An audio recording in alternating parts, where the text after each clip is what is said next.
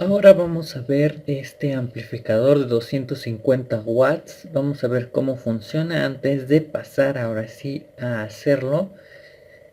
Y bueno, ya es prácticamente eh, solamente como repasar un poco de todo lo que ya vimos anteriormente y reforzarlo. Ahora vamos a ver cómo funciona. Este amplificador funciona igual que los demás, exactamente igual. Tiene un poco de más complejidad en cuestión de que ahora nos da más potencia todavía.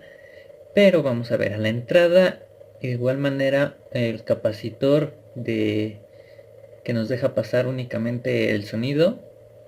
Luego la resistencia de impedancia. Y tenemos la entrada en este arreglo de transistores conocido como par diferencial.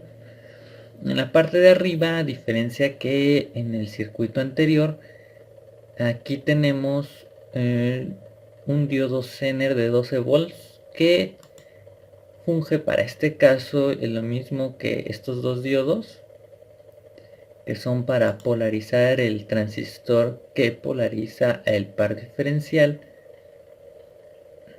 Para eso nos sirve este diodo Zener de 12 volts que nos mantiene una tensión constante en el par diferencial. Ahora vamos a ver que en este caso tenemos, aparte de los dos diodos PNP, tenemos otros dos diodos en la parte de abajo iguales, pero conectados al revés. Esta vez se unen por sus bases y no por sus emisores, de tal manera que ahora se encargan de ayudar a los dos de arriba, aumentando todavía más su ganancia. Esta configuración es una configuración que no solamente se utiliza aquí, sino que también lo utilizamos en el amplificador con el operacional, el TDA 2050. Este componente, este amplificador operacional, tiene también este arreglo par diferencial en su interior. Si nosotros bajamos aquí en la hoja de datos, nos vamos a la parte de abajo donde viene su esquemático interno del componente. Vamos a ver que aquí en esta parte de aquí tenemos aquí el pin 1 que entra igual por la base, y luego vemos aquí los dos transistores encontrados por sus emisores, y en la parte de abajo los dos que se encuentran por sus bases, y en la parte de arriba vemos el transistor que los activa. Entonces esta configuración que tenemos aquí es exactamente la misma, nada más que con mayor tamaño, pero el operacional también la utiliza. El pin 1 como la entrada, que es por donde metimos la señal, y el pin 2, que vemos que es la base del otro transistor, que es la que nosotros utilizamos en este caso como retroalimentación a la salida, pin 4. Y aquí la tenemos con su resistencia de retroalimentación. De este lado, en este circuito, vemos exactamente lo mismo. Del otro lado de la base encontramos estas dos resistencias que nos determinan la ganancia del amplificador como resistencias de retroalimentación hacia la salida, y vemos que prácticamente es exactamente lo mismo que el circuito del amplificador operacional, solamente que estamos aquí viéndolo en mayores dimensiones, pero la configuración es prácticamente la misma. No es algo que pues nuevo, porque ya es algo que siempre se utiliza en todos los componentes, y lo que varía es la corriente. Entonces acá la salida, vemos que su salida de la primera de la preamplificación del par diferencial entra por transistores que son del mismo tamaño, físicamente son del mismo tamaño, como amplificadores preexcitadores. Y en este caso es lo mismo que en el circuito anterior. Aquí vemos los dos diodos que son igual para el ajuste de vías, que sirve para limitar la corriente de salida cuando el amplificador se encuentra en reposo. Es exactamente lo mismo, y luego aquí agregamos una etapa más. En la salida de estos hay unos transistores que son grandes, son más grandes. Bueno, estos de acá atrás mm, no son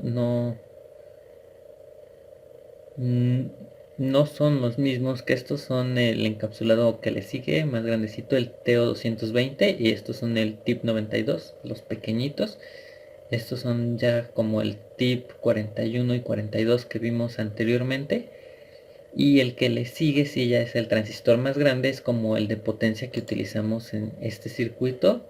Los de 1047 y B817, estos transistores ya son como estos de acá, el C5198 y el A1941.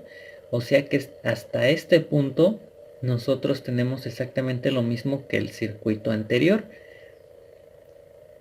Y en esta ocasión estos dos transistores que tenemos aquí, Q10 y Q11, lo que están haciendo es trabajar como transistores impulsores, que son los que se encargan de activar a los transistores que le siguen. Los transistores que le siguen son transistores ya de mayor potencia, son unos transistores de tamaño considerable, ya son más grandes todavía.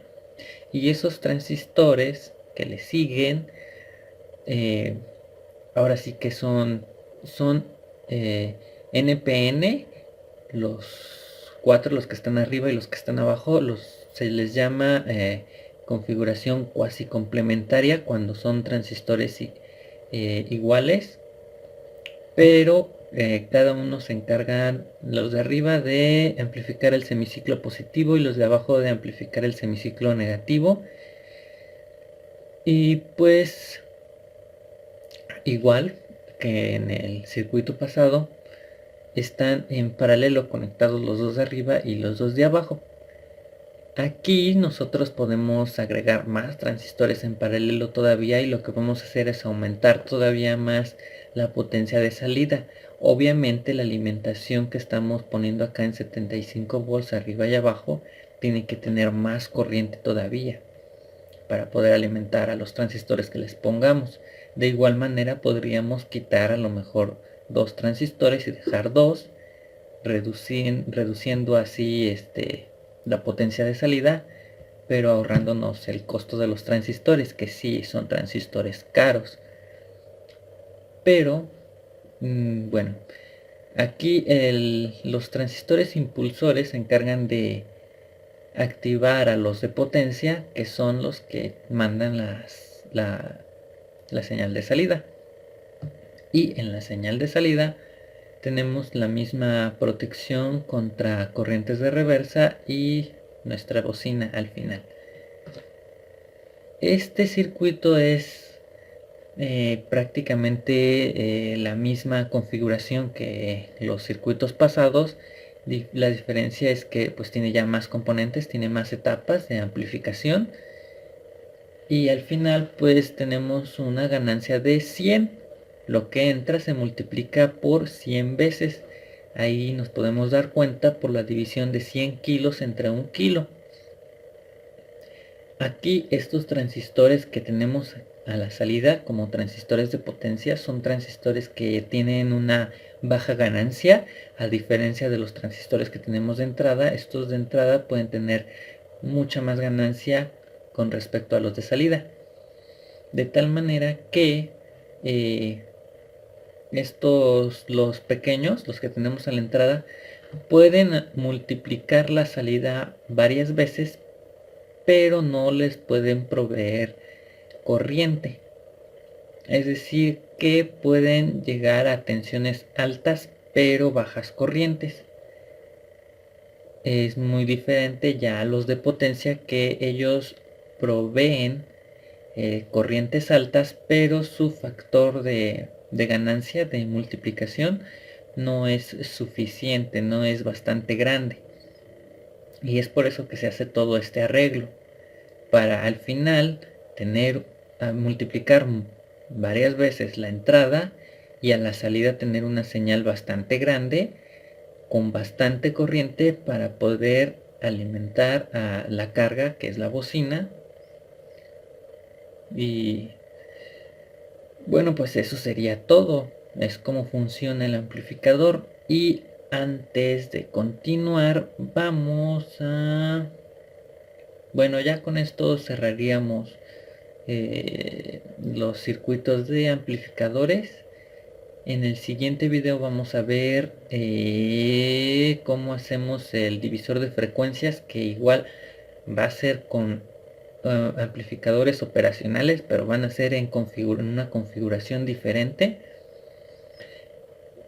Y luego sigue la fuente. Ya después de eso podemos pasar a diseñar la placa.